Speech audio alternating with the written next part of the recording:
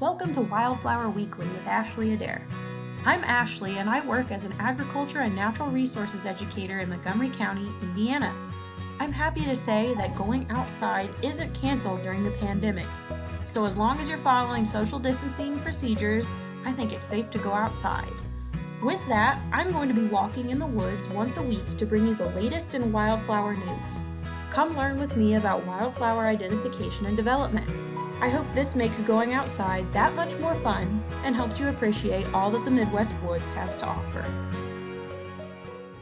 The woods is a dynamic place to go in the spring. Before the trees fully leaf out, there's a symphony of activity on the forest floor. Look at all that sunlight coming through without any leaves to block its way. Forest areas across the Midwest are all going through the same motions. Spring ephemerals take advantage of all of this light. So what is a spring ephemeral? Well, first off, it is a type of wildflower.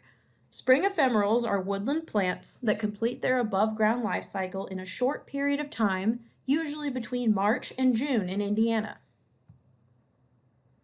The forest floor might be damp and cool, but these hardy little plants can tolerate temperatures near freezing to take advantage of all that sunlight blasting through the canopy. Many of these spring ephemerals have specific insect associations as well. In the following slides, we'll be taking a look at not only the plants themselves, but also at a couple of the different insects that you might see while you're out walking in the woods and looking for these plants. But you might be wondering, are there other kinds of ephemerals?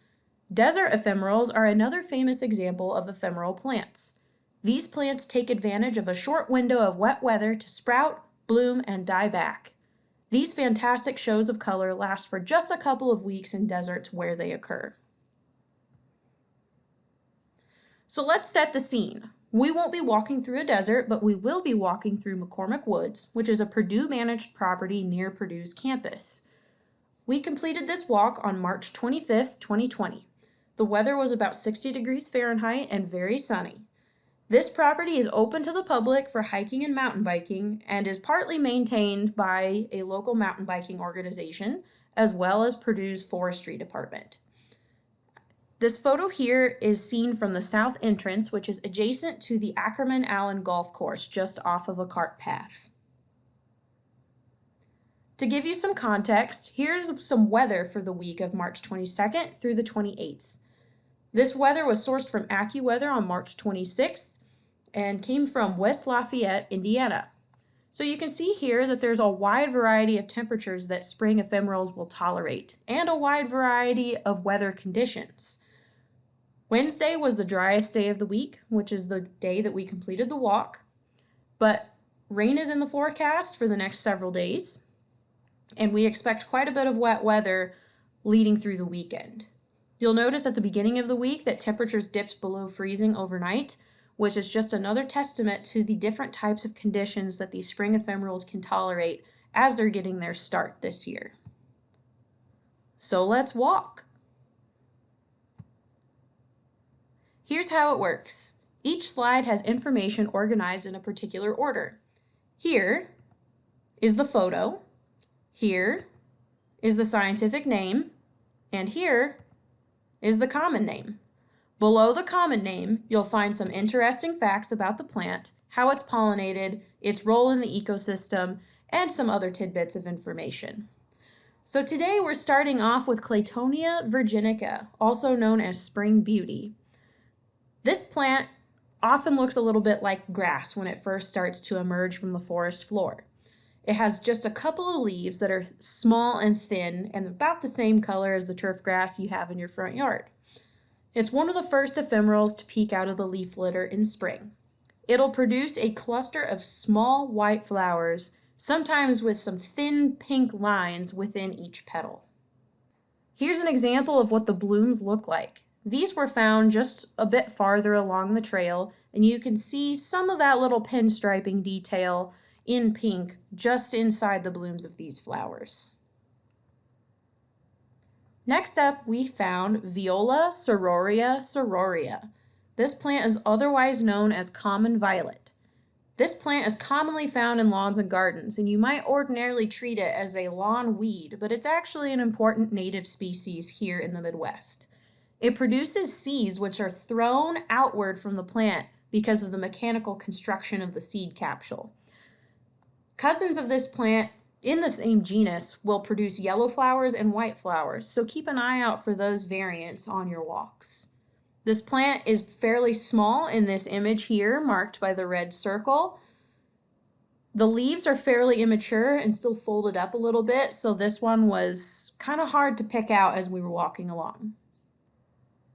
Next up, we have Dentaria laciniata, otherwise known as cutleaf toothwort. This plant is called toothwort because its root is slightly shaped like a pointy tooth and is about the same color as teeth. We caught this plant fairly early after it emerged, so it has a purplish cast to its leaves, but it'll turn more green over time. This plant is attractive to a number of different bees and butterflies, and once those flowers open, you'll see a lot of different pollinators visiting the plant. This is the same image from earlier. This is a type of a solitary bee that's visiting this particular plant. The flowers haven't opened up yet, so this bee was probably just visiting to take a little break from flight and to catch some sunlight. But once those flowers open up, it'll be a lot more attractive to bees and butterflies, and maybe even some flies. We'll check back in the coming weeks to watch for blooms. The next plant found is Trillium. It's probably a red trillium, but it'll be hard to know until the plant matures and starts to bloom. Trillium is also known as bloody butcher, or more commonly known as toadshade. Many types of Trillium are found in the Midwest. These leaves have just barely emerged from the soil, so they're shaped a bit pointier than you'll actually see them when you're walking along in most cases. Once they're opened up, they do indeed look like a small umbrella for a toad. The next plant is Erythronium, otherwise known as trout lily. These are a fairly common spring ephemeral species and one of my favorite to find. It could be a yellow or a white trout lily. These are two different species, but the leaves look very similar and they're hard to tell apart until they start to bloom. Young, non-flowering plants have only one leaf. Mature flowering plants have two leaves. The leaf is smooth, but it's also kind of tacky, and it resembles a trout swimming along underwater. This trout lily had just emerged, and you can see that coloration inside the leaf, even though it's still rolled up. The next plant is Cardamom bulbosa, otherwise known as cress. This could be purple or spring cress. We just won't know until that flower starts to open up. The basal leaves are round, and the stem leaves are pointier. You may recognize that this plant looks somewhat similar to mustards, and it is a member of the mustard family. It's visited by many species of bees, flies, and butterflies, but it's bitter in taste, so most mammals avoid snacking on this plant. Purple cress tends to bloom earlier than spring cress, and the flowers are tinged with purple. I don't think they're that much different in color than the white cress, but there's just barely enough pigment there to be able to tell the difference. Here's a closer up view of a plant that's actually blooming. I think this one is spring cress, but without further examination, it would be hard to tell the difference between that spring cress and purple cress. Now we're on to a shrub alert. Lindera benzoin, otherwise known as spicebush. This plant is known as the forsythia of the wilds because of its yellow flowers and its early bloom time. The shrub is relatively spindly, and it might only top out at around 6 to 12 feet tall. If you scratch a small piece of the bark with your fingernail, you should smell the distinctive scent that gives spicebush its name. Teas are sometimes made from its leaves and bark because of this smell that it gives off. And a tree alert. The blooms you see littering the forest floor this time of year are from the maple tree. Could be a red or could be a silver maple. Maples are one of the very first trees to flower in the spring and are often visited by various insects that don't have access to any other flowers.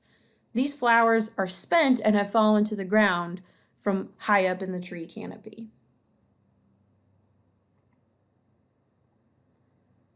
Back to wildflowers, our next flower is Erigenia bulbosa, otherwise known as harbinger of spring. This member of the carrot family is also known as pepper and salt. The flower parts tend to turn black over time, whereas the petals remain white, so that it gives it a salt and pepper type of appearance. Its name comes from its status as one of the very first bloomers of the season. However, this plant is not commonly found across all forests in the Midwest. Where it is found, it tends to be very common and can take over a large area, but if it's not found in a particular place, its name comes from its status as one of the very first bloomers of the season. It's common in some parts of the Midwest, but in other areas you won't find a trace of it in some woods. In spite of its tiny size, it's visited by many small bees and flies. While we were walking along here, we noticed honeybees visiting these flowers. Next up is Dicentra. This plant could be Dutchman's breeches or squirrel corn. We won't know for sure until it blooms because the leaves between these two species are almost indistinguishable. Dutchman's breeches is sometimes known as the pants plant because the blooms look like pants that are hung upside down from a clothesline. The leaves on both of these species are hairless and a little tacky. Dutchman's breeches is dependent on bumblebees for pollination, and squirrel corn is most at risk for displacement by invasive species. So if you get invasive species in the environment, it'll make it that much harder for squirrel corn to survive. So if you happen to see squirrel corn in a particular woods, it might be a good indicator that that woods is in good, healthy shape. Speaking of invasives, we will point out a couple of them to you in this talk today so you know what to look for. The first one is Alliaria petiolata, otherwise known as garlic mustard.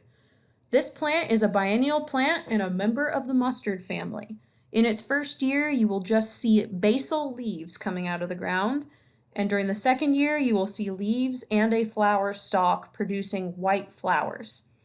We'll come back and look at these plants later on so that you know what the blooms look like, but it's also important to know what the leaves look like so that you can pull it up where you see it. This plant is native to Europe. The plant tissues have a faintly garlicky smell, so if you rip a leaf or tear into the stem, it should smell a little bit garlicky to you.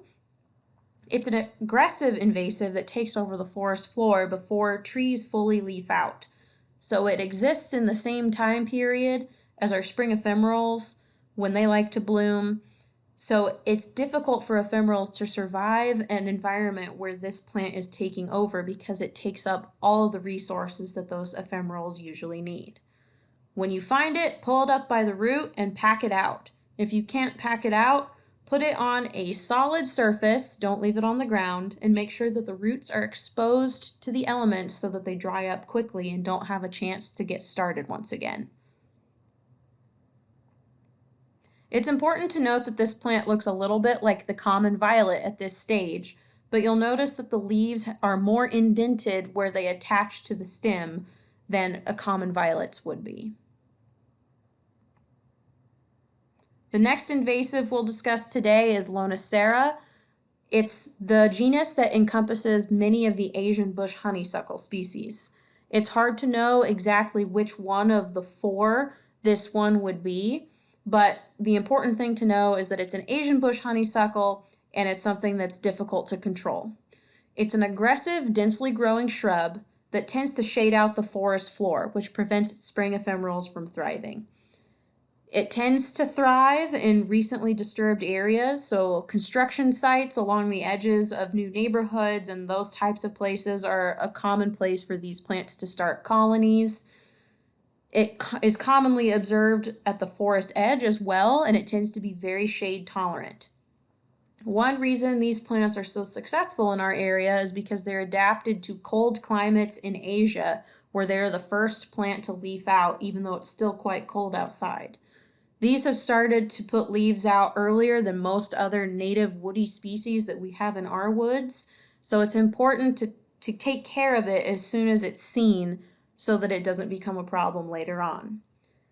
Another challenge with this species is that the seed is distributed by birds, so these can pop up pretty much anywhere. I have some in my own backyard, which is not a woodland area and is mowed with a lawnmower. So it's hard to control this species. And if you're looking for more information on how to control some of our invasives here in Indiana, in particular bush honeysuckle and garlic mustard, we'd like to refer you to the DNR document seen here, as well as the invasive species info document just below. Tune in next week for another segment of Wildflower Weekly, where we will check on the plants that we saw this week and hopefully find some new ones to investigate. Stay safe and practice social distancing, but make sure to get outside when you can. Thank you very much for listening, and we'll see you next time.